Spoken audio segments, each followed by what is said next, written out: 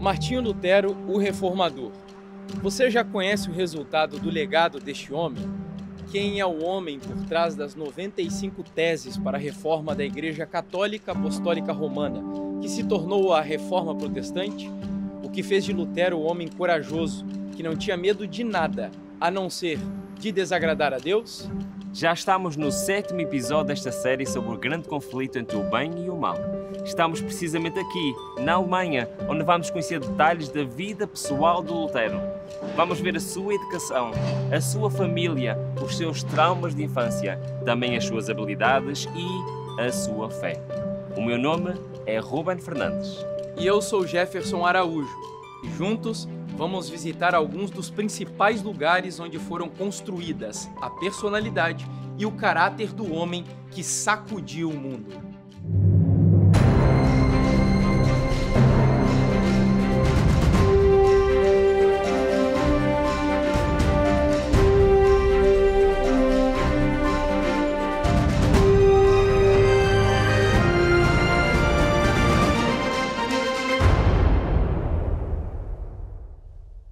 Martinho Lutero nasceu aqui nessa casa, num lar temente a Deus, na cidade de Eisleben, em 10 de novembro de 1483.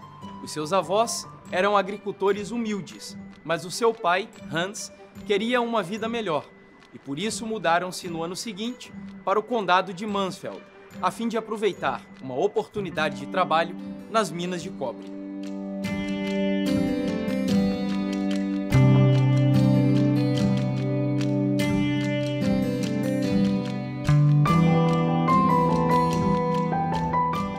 Martin was born in this town of Eisleben. It's not a very big town, and it happens to be that's also where he died in 1546.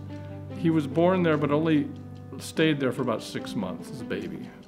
His parents were very poor, but very ambitious, particularly his father, Hans, and they moved to a town called Mansfeld, which is about 10-15 kilometers outside of Eisleben. And they moved there kind of as an effort to better their circumstances.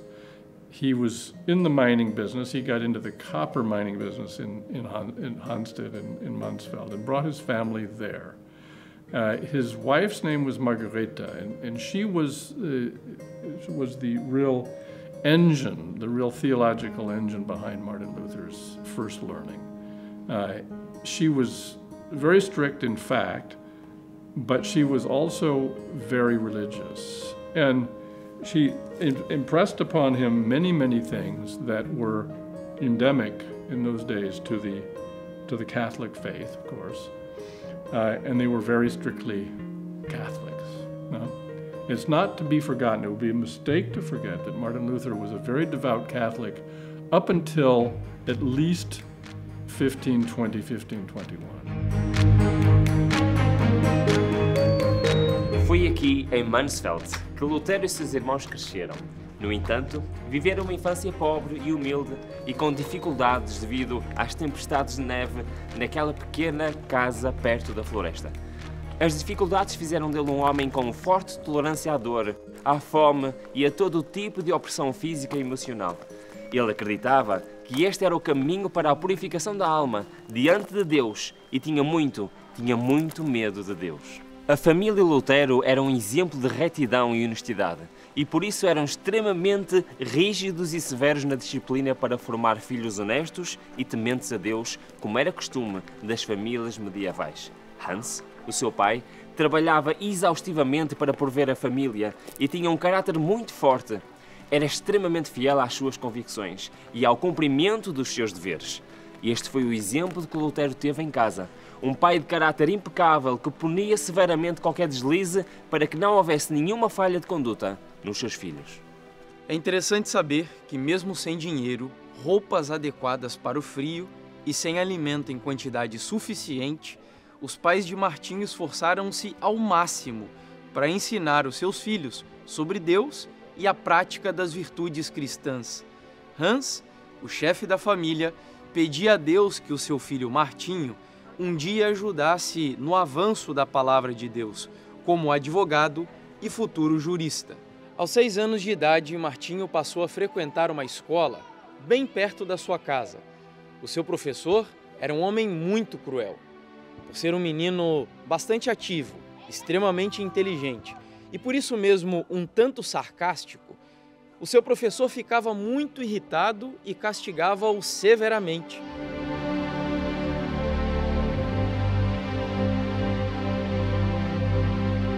As a child, he grew up in Mansfeld, and he went, it was not far from his house, across the street and around the corner, you can see it today, is this little school that he went to, in which he was whipped up to 15 times a day for not listening to the lessons properly. He was a very precocious little boy. Everybody that reads the history can tell that he was very difficult to control, but he was very bright. He had a very sound grasp of Latin, even at a very young age. Yeah? And we'll see how that fits into his later history in what he did in translating the Bible and what he discovered. Aos 14 anos, Lutero foi enviado para uma escola de monges franciscanos. Como era uma ordem mendicante, ele tinha de pedir comida pelas ruas, nas casas. E Lutero cantava para ganhar mais esmolas ou comida. No ano seguinte, Lutero foi enviado para uma escola paroquial em São Jorge, em Eisenach.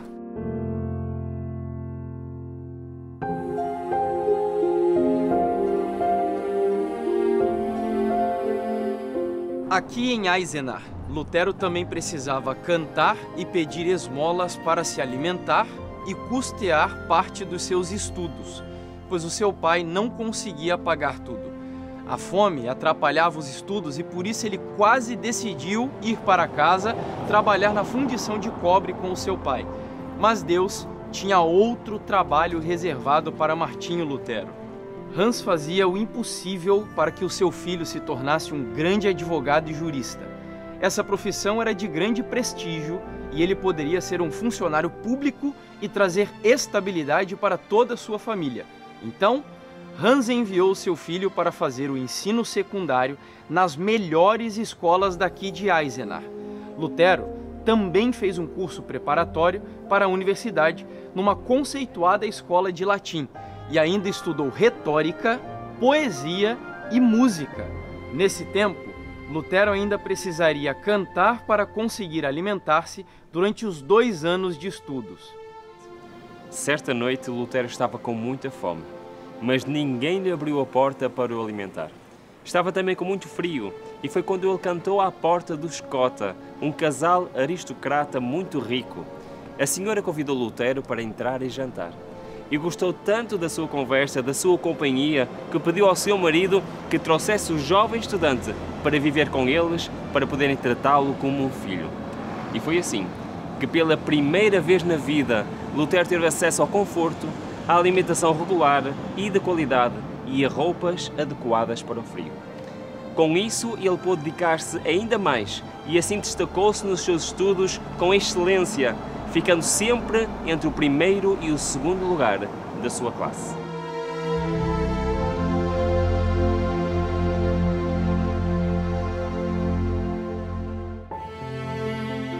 Lutero viveu aqui, nessa casa, com a família Cotta, até ir para a universidade em 1501, quando finalmente iria realizar o grande sonho do seu pai, de tornar-se um advogado.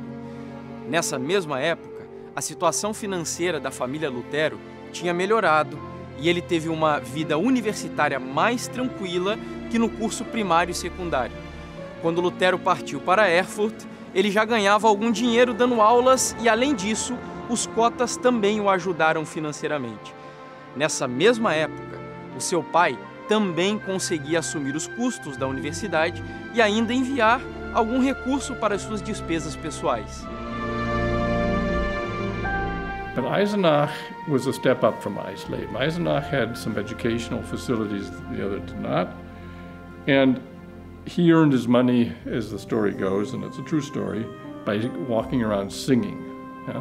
And he came upon a couple which happened to have some money, and he sang. And the wife thought that he was quite a good singer, brought him in, and essentially supported him for quite a while in his schooling. And in Eisenach, he polished his Latin capabilities. I mean, I could also get into other topics, which were music was one of his key topics, of course, as we can see from his singing, but it's very important later. But Martin was a scholar at the same time that he was just a student. And we can see from the historical account that he wanted to go further.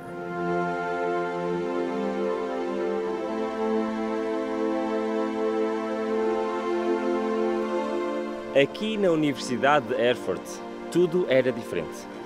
Neste ambiente estabilizado e seguro, Lutero atingiu o máximo das suas habilidades. E ele tinha uma incrível capacidade de retenção de conteúdos, uma imaginação criativa e um poderoso raciocínio. Também tinha uma boa aplicação do seu conhecimento. Isso deveu-se à sua disciplina intelectual. E tudo isto sem ele saber, o estava a preparar para os conflitos que ele enfrentaria no futuro.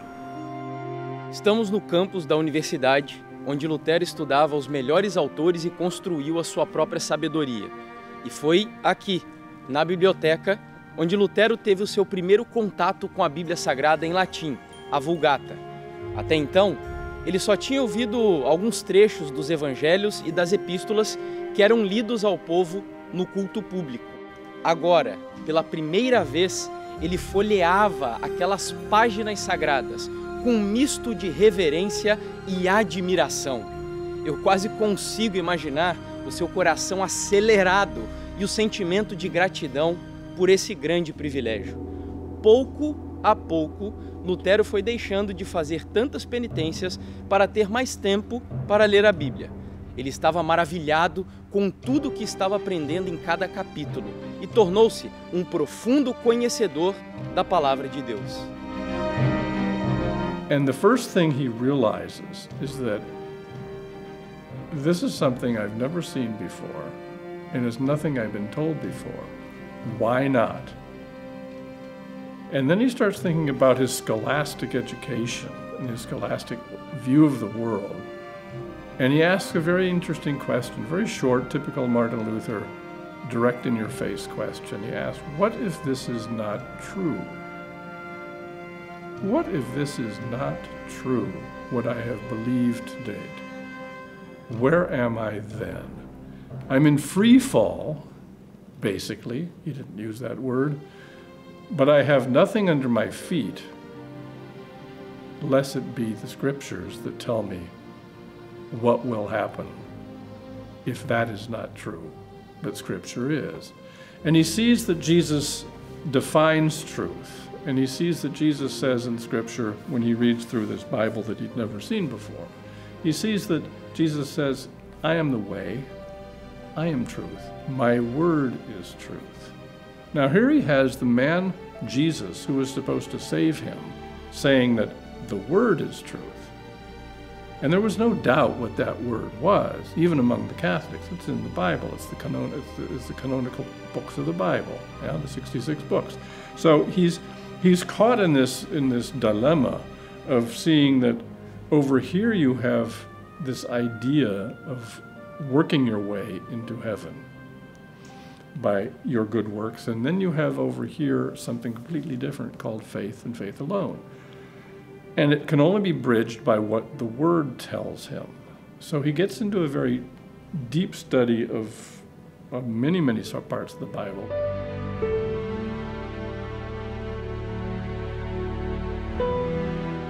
Martinho Lutero tinha muito medo de ofender a Deus, mas agora, como nunca antes, ele tinha plena certeza do seu estado pecaminoso. E assim, de acordo com a educação recebida dos seus pais, Lutero tinha o temor do Senhor no seu coração, firmeza de propósito e bastante humildade. Além disso, o seu senso de dependência de Deus era muito forte. Ao acordar, a primeira coisa que ele fazia, sabe o que era? Uma oração. Ao longo do dia, ele suplicava a direção e a ajuda de Deus o tempo todo e para tudo. Lutero dizia, orar bem é a melhor metade do estudo.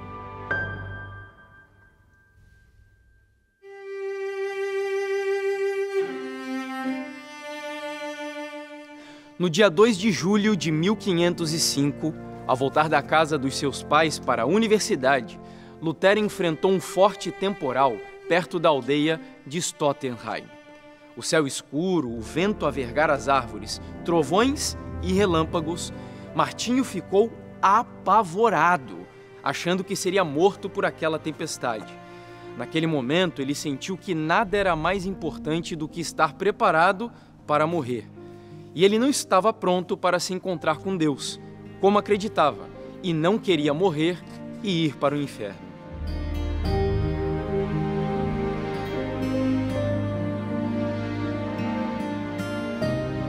And he comes back to law school, walking, of course, several days. And he comes to a town called Stottenheim.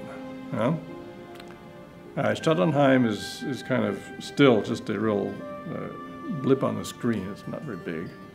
And what happens? It's well documented.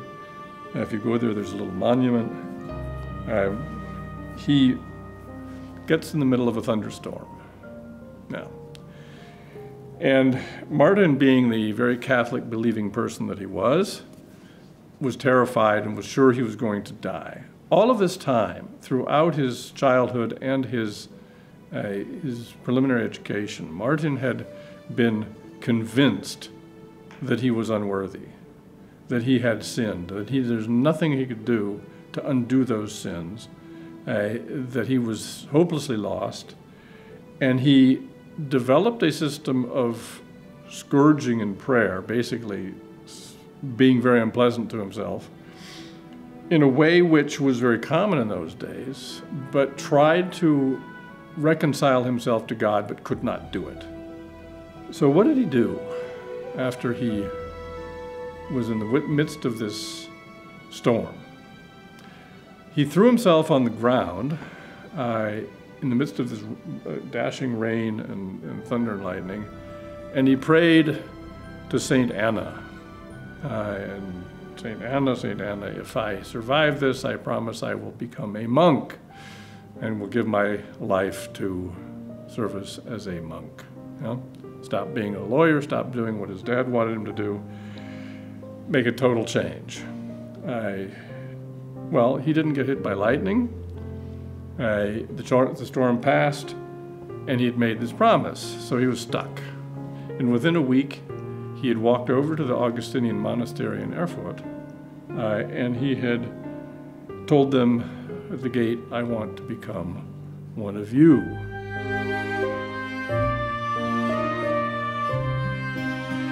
Um monge muito sábio e atencioso chamado Johann von Staupitz observou o comportamento de Lutero e percebeu o quanto ele era brilhante, inteligente, mas severo consigo mesmo na prática da vida monástica. Então, Staupitz aproximou-se de Lutero e ensinou muitas coisas novas sobre o mérito de Jesus no perdão dos pecados, sobre a fé, sobre a oração. Anos mais tarde, Lutero escreveu: Deus mandou-me para dentro de um mosteiro para que eu aprendesse com a minha própria experiência. Se tivesse continuado, teria-me sacrificado até à morte, com vigílias, com orações, com leituras e com muito trabalho. At this point, he's got his friend, his mentor basically at the monastery in Erfurt is helping him out, helping through these trials and difficulties. The name of Staupitz. And Staupitz is an absolutely essential figure in the history of the Reformation and the history of Martin Luther, because without Staupitz, he would not have heard the key sentence, which took him out of his monk's cell, where he was literally beating himself and sleeping on a cold floor and saying, I'm not worthy and I'll never get there. Trying to do all of the works, but he couldn't get the works to help him. And what does Staupitz tell him? He said, why are you doing this, Martin? He said, don't think that you can work your way. Throw yourself at the feet of Jesus. Throw yourself at the feet of Jesus. That's what one of the major players in the Augustinian monastery was telling him, because he'd seen through it. He just was not courageous enough to tell that story to other people. But he told it to Martin. And Martin started looking at the Bible through those eyes, through the eyes of the question, what if it's not true, what I've learned, and maybe I do need to throw myself at the feet of Jesus and just forget trying to do this by myself. Yeah? So, or work my way there. So he has this, I wouldn't call it an epiphany, it's at least a realization that he's got to start thinking different.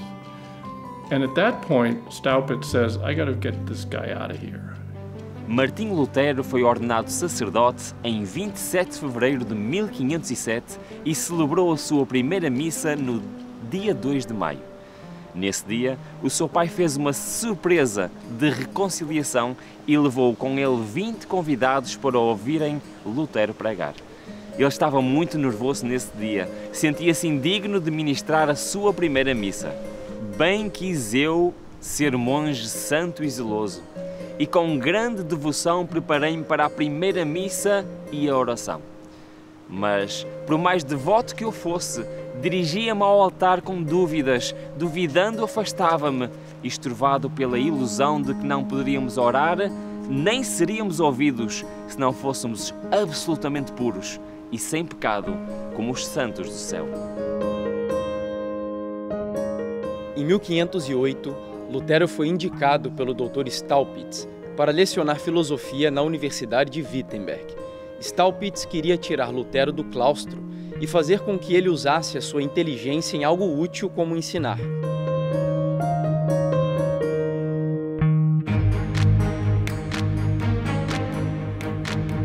But he goes to Wittenberg, and he's supposed to be a professor there at Wittenberg. Yeah? And Staupitz says, I want you to get involved in teaching Scripture. Yeah? All right. Who is he going to teach? He's going to teach students, not priests, not ordinands who want to become priests, at a university, secular people who are going to this new thing called a university in Wittenberg. Now, in those days, we have to maybe reflect a little bit that a lot of these German principalities all had not all of them, many of them had colleges or some sort of a school, and it was a competitive thing to have a university. So this town of Wittenberg was run by this, as it turned out to be, very wise Duke called Frederick the Wise, as they called him later. And he set up this university with lots of effort, lots of money. It's still there. And Luther ended up teaching.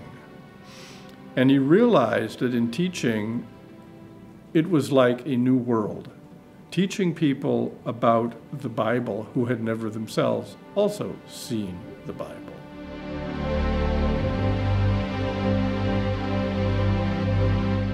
Quando Lutero se formou doutor em teologia, declarou um voto muito bonito e emocionante. Profiro publicamente um caro voto pela Sagrada Escritura e prometo para a vida toda estudá-la e pregar a sua mensagem e defender a fé cristã contra todos os hereges, por discussão e escritos. Que Deus me ajude. De 1513 a 1518, Martinho Lutero lecionou muitos cursos sobre os ensinamentos bíblicos, enquanto estudava a Bíblia em grego e latim. Ele falava com uma eloquência cativante. O seu discurso trazia uma convicção fervorosa com muita clareza.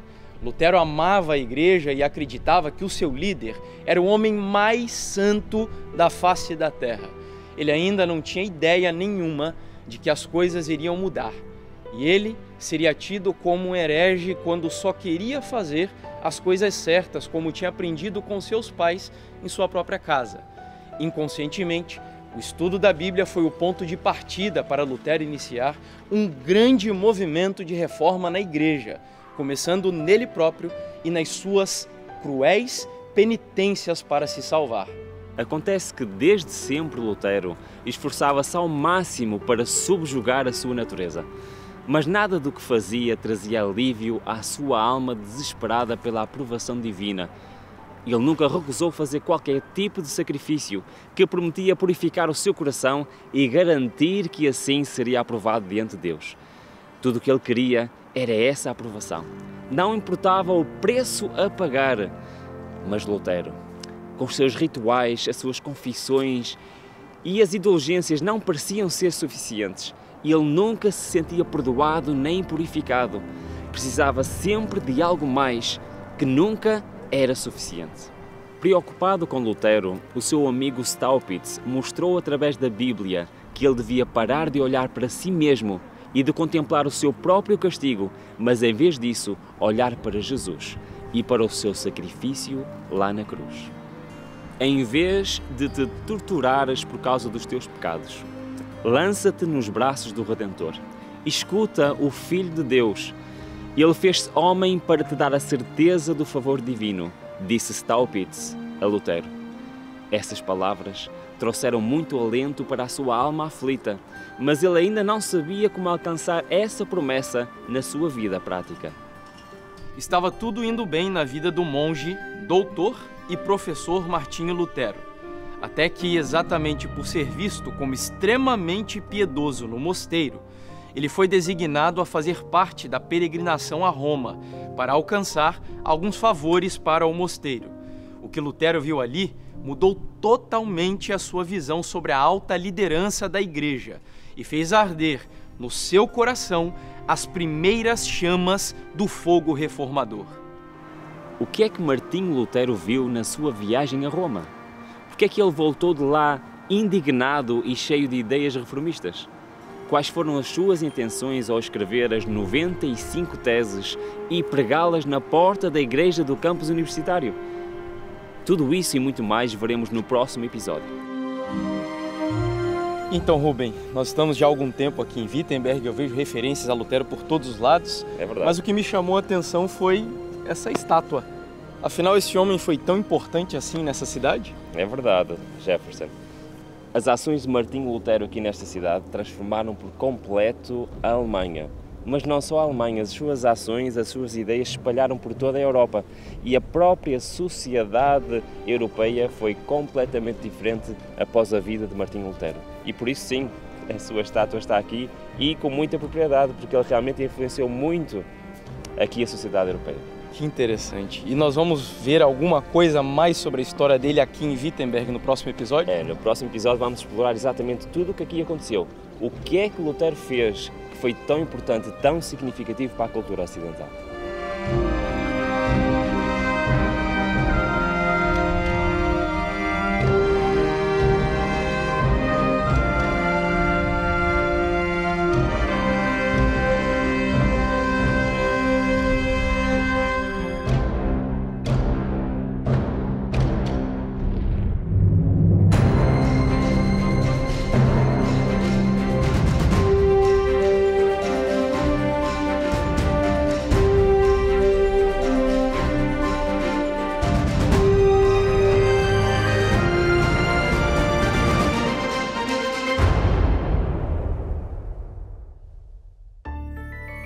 Gostou deste conteúdo? Então temos uma oferta muito especial para si.